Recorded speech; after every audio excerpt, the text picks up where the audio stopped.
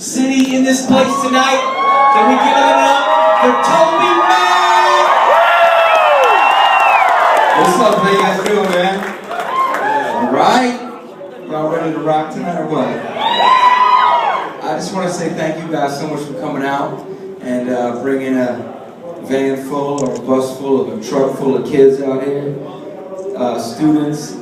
So the way I see we're working together tonight, if it's about what's going on stage, if it's strictly entertainment, I'm checking out. This is about turning some eyes toward Jesus tonight, as we should. So I just want to thank you guys for coming and kind of, to some degree, trusting us that that's what's going to go down here. Because if I was in your shoes, I'd wonder, like, sure, I know it's going to be entertaining, I know they're going to have a good time, but are those guys up there about turning students' eyes toward Jesus? Well, I can tell you right now, me and my band, and the rest of those bands up there, we've been in God's Word, we've been worshiping together backstage, and the way I see it, a great show is spillover from backstage onto the stage. And so I hope, man, my hope and prayer tonight is that one of your students turns their life around. And we know that I can't do that, you can do that, but we know we trust a God that can. So that's what I'm definitely looking forward to. So in answer to your question, if you had it, the wondering minds, we are about Jesus up here. It's that simple. It's not about Toby Mac or Diversity or Matthew West. It really is tonight. It's about Jesus. We're committed to that. And I know that for me, what you guys do, being in the trenches with students, it's just, I'm in awe of it. You know what I mean? Sometimes I wish I had your job real bad. Other times I don't wish I had your job real bad. But I appreciate it, man. You guys are in the trenches, and again, we feel like we're partnering with you tonight because you brought kids here. You brought students here.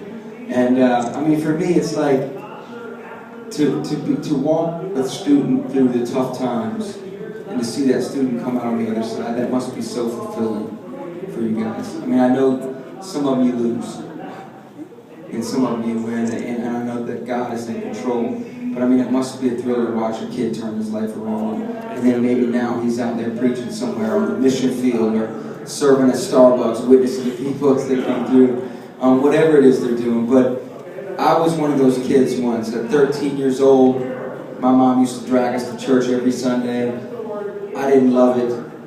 I didn't go to youth group. We just went to big church. Until one day a youth pastor tapped me on the shoulder and invited me to go to this camp. And he kind of acted like it was a basketball camp, I got to be honest with you. And I really like basketball. And I got a little bit bamboozled because I brought about 3 or 4 of my friends. We loaded up a van that summer and drove a couple hours down the road. Got out of the van, started walking, got our bags, and started walking toward what we thought was the cabins, but they stopped and put us in this outdoor pavilion. And this dude started preaching for like 2 hours straight. And my boys were looking at me like, yo, this is the strangest basketball camp I've ever been to in my life. We did get to play some basketball, but what I took away from that camp is this. Every night, after all the stuff was over, the festivities during the day, that youth pastor and my friends would sit on the floor of our cabin, and he would open up God's Word, and he would read it to us. And it's the first time that God's Word ever just really parted the ways of my heart, just jumped inside of me. And then he would share with us about his struggles and how he came to faith in this Jesus. And God just used that guy, man. I remember it was Friday night. We just got off the floor after he was talking, and I got in my sleeping bag, and my heart was racing. I wanted to do something about what I was hearing, but I just remember zipping my sleeping bag to the top and just lying there for like 20 minutes before I finally couldn't take it anymore. I unzipped my bag and I walked into the other room and I woke up the youth pastor and I said, hey man, I want to know more about this Jesus. He read a few things and he said, would you like to ask him in your life? And I said, yes. And right there, I asked Jesus into my heart when I was 13 years old. And I got to tell you, man, if it wasn't for you guys doing what you do, I would not be here. I would not be here. So thank you from the bottom of my heart for what you do. A couple months later, my mom, I forgot to tell you, my mom was a believer, my dad wasn't. So my mom kept telling me I was the sucker. We had 3 siblings. My mom would be like, go invite your dad to church on Sunday mornings. And I would be walking down the hallway scared to wake up my own dad, man. But I invited him for about 2 or 3 months. Finally, my dad came to church.